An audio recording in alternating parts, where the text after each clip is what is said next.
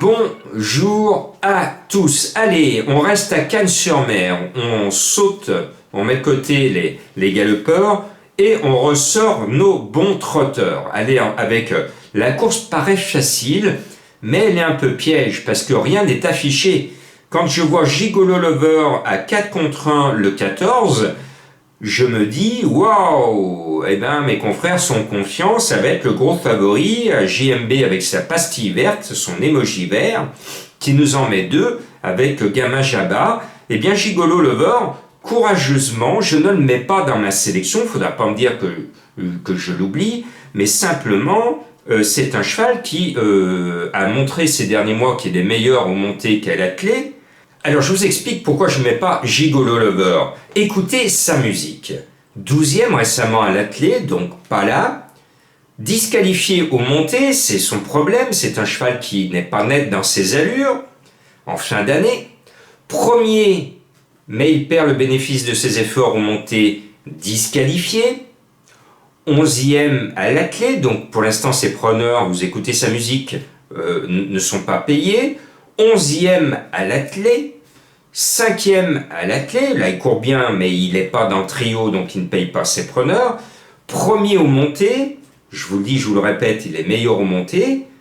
10e à l'attelé, 7e à l'attelé, et c'est à 4 contre 1 dans le quintet, donc mesdames et messieurs, je ne l'oublie pas, mais simplement je ne le mets pas. Je préfère très nettement son compagnon d'entraînement, le numéro 8, Gamin Jabba, parce que je savais le week-end dernier que le quintet qu'il a disputé était son objectif. Je le rappelais même en dernière minute à mes abonnés. Je disais attention, je vous rappelle que JMB a fait de cette course, de ce quintet, son objectif. Et Gamin Jabba a super bien couru, il m'a donné raison.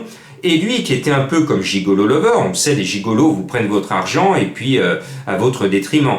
Eh bien Gamin, lui, il est un peu moins coquin que d'habitude, parce que lui qui était plus brillant que tenace, qui était un peu comme Gigolo, toujours joué, rarement là, eh bien cet hiver il s'est acheté une conduite, ce gamin est devenu sage. Et on va lui donner une image, parce qu'il vient de finir 3 fois de suite à l'arrivée, deuxième et troisième. Le cheval est au top, il tombe sur des vieux de la vieille, puisqu'il y a même des chevaux de 11 ans. Eh bien, pour moi, il peut l'emporter. Il ne faut pas en faire une base, mais pour moi, vu sa forme, et bizarrement, parce que les JMB ne font pas le voyage, puisqu'ils se gardent, ils préparent le prix d'Amérique, c'est le roi des pastilles rouges, qui déclare tout en rouge, Romuald de Maurice aux commandes. Bien, bon, on verra ce que ça donne. En tout cas, je suis plus chaud avec le 10 Epsom d'Airfray parce que lui il descend à Cagnes pour faire une grande performance et j'aime bien l'équipe Baudouin. Et puis j'aime surtout beaucoup mes amis belges que je salue. Vous le savez, je suis un fan de la famille Martens avec le 11 55 Bond. Pour moi, c'est mon James Bond à moi. Il ne va pas vous décevoir. Lui, on peut se fier en ses chances. Il a la frite, son équipe a la frite, surtout dans le midi, surtout à Cannes-sur-Mer. Et son driver Martens, c'est un excellent driver qui a une bonne main. On en parle peu, mais c'est un excellent driver qui mériterait d'être plus souvent sollicité quand il est sur un champ de course français. Ce 11, pour moi, est le petit soleil de ce mercredi à Cannes-sur-Mer. Et puis le 12, Fakir du Ranch, eh bien, on va jouer les cow-boys, où c'est plutôt Brillant qui est officiellement le propriétaire, mais pas officieusement l'entraîneur, mais qui est officiellement le driver. Oui, c'est suite à son affaire.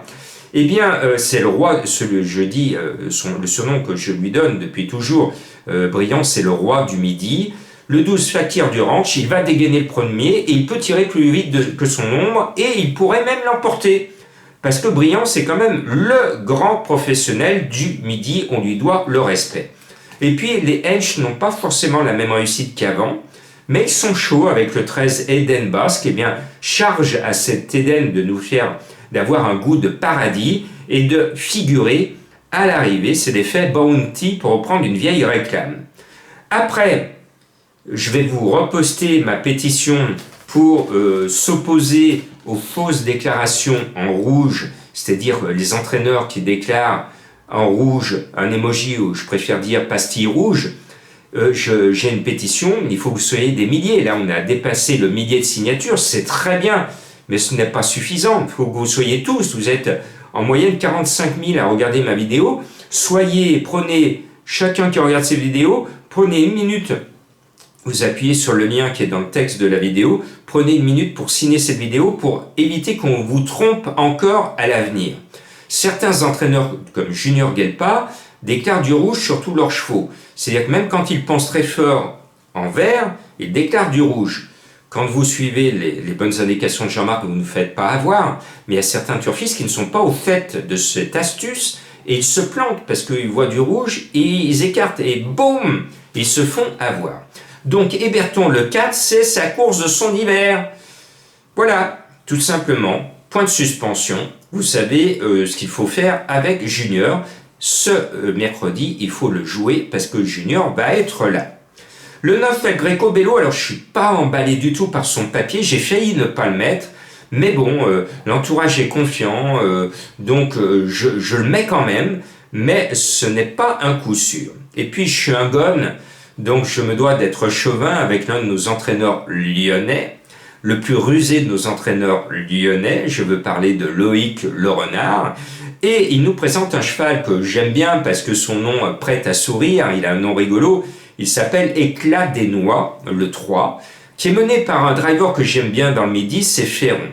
Le cheval va être à cote, il a 10 ans, il s'entend bien avec son driver qui connaît la piste de Cagnes par cœur.